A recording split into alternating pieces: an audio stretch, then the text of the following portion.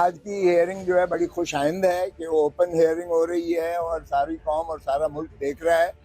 یہ ایشو تو اگرچہ پریکٹس اینڈ پروسیجر ایکٹ ہے سپریم کورٹ کا جس پر بحث و تمیز ہو رہی ہے، اور یہ دوسری نشست ہے. پہلے بھی جو ہے ماشاءاللہ 15 جج صاحبان نے فل کورٹ نے سماعت کیا تھا، سنوائی تھی.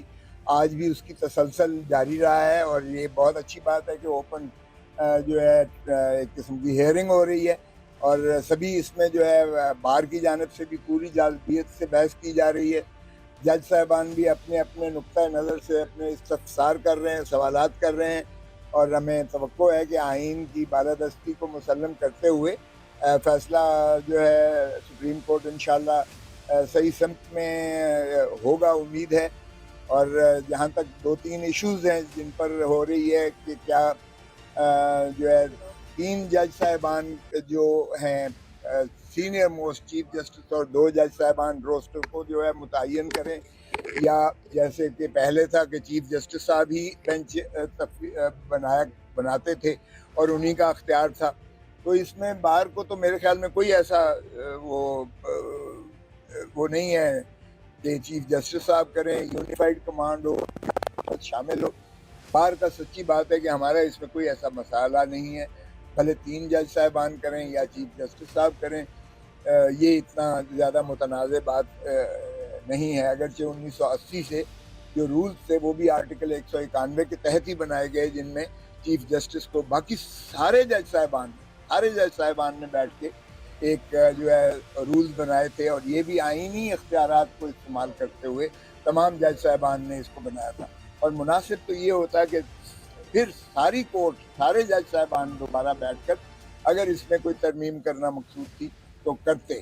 لیکن بہرکیف چونکہ پچھلی حکومت نے 2023 کا جو ہے پریکٹس اینڈ پروسیجر جو ہے ایکٹ سپریم کورٹ کا پاس کیا، اس پر ہو رہی ہے. دوسری بڑی بات جو ہے وہ یہ ہے کہ کیا جو آرٹیکل 184(3) میں جو ترمیم کی اپیل کا حق رکھا گیا ہے، کیونکہ وہ براہ راست سپریم کورٹ لیتی ہے جو آئین کے تحت ہے. اب اس میں ڈیبیٹ یہ واقعی ایک سنجیدہ مسئلہ ہے کہ کیا ایک سبارڈینیٹ لیجسلیشن ایکٹ جو ہوتا ہے سبارڈینیٹ لیجسلیشن ہے، تو کیا سبارڈینیٹ لیجسلیشن کے ذریعے اپیل کا حق جو ہے آرٹیکل 184(3) میں دیا جا سکتا ہے. کچھ جو ہمارے وکلاء ہیں اور جورسٹ ہیں، بلکہ زیادہ وکلاء کا رائے یہ ہے کہ اس میں اگر ہونے چاہیے، حق اپیل کا ہونا چاہیے، یعنی یہ اس پر کنسنسس ہے ہمارا وکیلوں کا کہ اس میں ہونا چاہیے، کیونکہ ایک حق جو ہے اپیل کا ہر قانون کے تحت ہر وہ جو ہے فیڈرل شریعت کورٹ نے بھی کہا کہ اپیل کا حق ہونا چاہیے. لیکن کیا سوال یہ پیدا ہوتا ہے کہ کیا آرٹیکل 184(3) میں آرٹیکل 184(4) ایک شک رکھی جاتی جس میں آئین میں ترمیم کر کے حق اپیل دیا جاتا، تو یہ آئین کا اور قانون کے تقاضا ہے ان کا نظر یہ ہے کہ یہ سبارڈینیٹ لیجسلیشن کے ذریعے یعنی پریکٹس اینڈ پروسیجر ایکٹ 2023 کے تابع یہ ترمیم ممکن نہیں ہے، کیونکہ یہ 3 ان کو افیکٹ کرتا ہے. آرٹیکل 188 کو ہٹ کرتا ہے، آرٹیکل 184 کو ہٹ کرتا ہے، اور آرٹیکل 185 کو ہٹ کرتا ہے جس میں اپیل کا حق ہے. اور جب نیچے سے آتی ہے تو اپیل کا حق یا petition for special leave to appeal, جب اسپیشل لیو مل جاتی ہے تو وہ اپیل ہو جاتی ہے. تو اس کا ہے. اور پھر یہ ہے کہ کیا آپ جو ہے براہ راست وکیل کو بھی تبدیل کر سکتے ہیں ریویو میں، اور وکیل کو تبدیل کر کے کیا بینچ جو ہے وہ لارجر ہونا چاہیے یا نہیں ہونا چاہیے. تو اس میں کچھ لوگوں کا خیال یہ ہے کہ جب آپ 30 دنوں کے اندر آپ نے ریٹروسپیکٹیو رائٹ اپیل دے دیا، اپیل کا حق یعنی جو اس میں ایکٹ میں دیا گیا ہے وہ 30 دن کے اندر، وہ آپ نے جب سے 73 کا آئین بنا ہے تب سے دیا ہے رائٹ. تو اس میں ایک تو یہ ہے کہ پنڈورا کھلے گا، اور دوسرا یہ ہے کہ یہ پرسن اسپیسیفک بھی کچھ حد تک ہے کہ نواز شریف صاحب کو اور شاید ان کے لیے مخصوص بنایا گیا ہے، کیونکہ ان پر جو ہے عمر بھر بندش لگی ہے کہ وہ سیاست میں حصہ نہیں لے سکتے، کیونکہ وہ صادق اور امین نہیں رہے. ڈائریکٹ وہ جو ہے سو موٹو جو اختیارات کے استعمال میں آرٹیکل 184(3) میں کیا گیا، اگرچہ ان کی نظر ثانی کی درخواست آرٹیکل 188 میں وہ بھی خارج ہو چکی ہے, مسترد ہو چکی ہے, تو پاسٹ اینڈ کلوز ٹرانزیکشن ہے. لیکن آپ نے اس کو ریٹروسپیکٹیو ایفیکٹ دے کر 1973 سے اس کو ایفیکٹ دے کر اور پھر ان کو جو ہے 30 دن کے میعاد دے کر اپیل کا حق رکھا ہے, تو کچھ خیال یہ بھی اس میں شاید اب مل رہا ہے, بن رہا ہے, اور کچھ وکلاء کا یہ خیال ہے کہ یہ پرسن اسپیسیفک ہے محترم نواز شریف صاحب کے لیے اور محترم ترین صاحب کے لیے. پہلی بات تو یہ ہے کہ دیکھیں ان کے اوپر قاتلانہ حملے ہوئے جس کے پیچھے وہ پی ڈی ایم کی فاشسٹ جماعتیں اور طاقتور حلقے اور طبقے شامل تھے, اور جس کی ایف آئی آر بھی نہیں کاٹی گئی. جب جے آئی ٹی بنا دی گئی, جب وہ کوئی خاص ٹھوس شواہد حاصل کرنے میں کامیاب ہو گئی, تو اس کے بعد اس جے آئی ٹی کو تبدیل کر دیا گیا. اور آپ دیکھیں اس جس نے قاتلانہ حملہ کیا تھا نوید, اس کی 1 گھنٹے کے اندر اندر ویڈیو آتی ہے, پھر جب اس ویڈیو کے اوپر سوال جواب ہوتا ہے پھر دوسری ویڈیو آ جاتی ہے, پھر تیسری ویڈیو آ جاتی ہے. تو وہ کون لوگ ملوث تھے؟ اس کا مطلب یہ ہوا کہ کوئی خاص ایسے لوگ انوالو تھے جو ان کی زندگی کو خطرے میں ڈالنا چاہتے تھے. اور آج جو پوزیشن ہے ان کی وائف کی طرف سے وہ پٹیشن آئی ہے, میں سمجھتا ہوں کہ جتنی قریب ان کی ایک شریک سفر ہو سکتی ہیں, جو انفارمیشن ان کے پاس ہو سکتی ہے کسی اور کے پاس نہیں ہو سکتی. یعنی ہمارا صاحبہ کو خان صاحب نے جب ان سے ملاقات میں آپ کو کلیئر کرتا ہوں. پہلی بات ہے کہ ہمیں ماضی کے تجربے سے اپریہنشن ہے.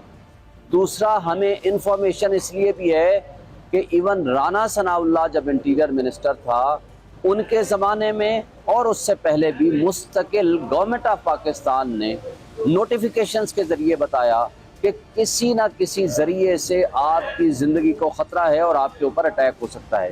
دیٹ واز دی ریزن کہ جب جج ابو الحسنات کے پاس, ذوالقرنین کے پاس یہ میٹر آیا تو انہوں نے بھی اس کو کنفرم کیا کہ ان کی لائف کو رسک ہے, اور لائف رسک کی بنیاد پر ہم نے یہ اٹک جیل میں ان کو رکھا. حالانکہ آرڈر جو تھا وہ اڈیالہ جیل کا تھا, تو پھر اڈیالہ جیل میں آج وہ کون سے سرکمسٹانسز ہیں کہ آج آپ ان کو وہاں لا کر کے ان کی جو facilities under the constitution law and rules مل سکتی ہیں آپ ان کو نہیں دینا چاہتے, اور ان کو ان کے گھر سے کھانے کی بھی پرمیشن نہیں ہے. تو ہم یہ سمجھتے ہیں کہ جو ہمارے پاس انفارمیشن ہے, جو ہمارا اپریہنشن ہے اور جو پاس ریکارڈ ہے, اس کے نتیجے میں ان کو نقصان ہو سکتا ہے.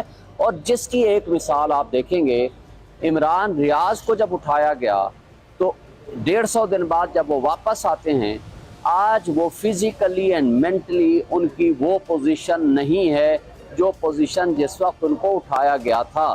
تو اس لیے ہمارا خطرہ ہے, ہمیں لگ رہا ہے کہ ان کی لائف کو کسی نہ کسی انداز سے نقصان پہنچایا جا سکتا. دیکھیں پاکستان کی تاریخ بھری پڑی ہے. لیاقت علی خان کی شہادت ہوئی, جس نے اس کو مارا اسی وقت اس ایویڈنس کو مٹانے کے لیے اس بندے کو گولی مار دی گئی. اس سے پہلے قائد اعظم رحمت اللہ علیہ کی ایمبولنس خراب کی ہو جاتی ہے یا کر دی جاتی ہے. پھر فاطمہ جناح کے بارے میں شریف الدین پیرزادہ نے کہا اس کو قتل کیا گیا تھا. پھر آپ آگے آتے ہیں ذوالفقار علی بھٹو کو جوڈیشل مرڈر کے ذریعے کرایا گیا. پھر آتے ہیں بے نظیر بھٹو کی شہادت. بے نظیر بھٹو کو کہا گیا تھا کہ آپ کی زندگی کو خطرہ ہے, ان کے اوپر بھی ایک حملہ ناکام ہوا, دوسرے حملے میں ان کی شہادت ہو گئی. سملرلی آپ عمران خان کے اوپر 1 سے زائد حملے ہو چکے ہیں. اس لیے ہماری جو اپریہنشن ہے وہ وداؤٹ اینی سالڈ ریزن نہیں ہے. آپ ارشد شریف کو دیکھ لو, ارشد شریف نے اپنی زندگی میں جب یہ کہا کہ میری زندگی کو خطرہ ہے, چیف جسٹس کو خط لکھے, پریزیڈنٹ آف پاکستان کو خط لکھے, لیکن اس وقت کے منسٹرز نے مذاق اڑایا کہ نہیں جھوٹ بولتا ہے. لیکن بالآخر اس نے اپنی شہادت اور زندگی دے کے یہ ثابت کیا کہ اس کے جو الفاظ تھے وہ سچے ہیں.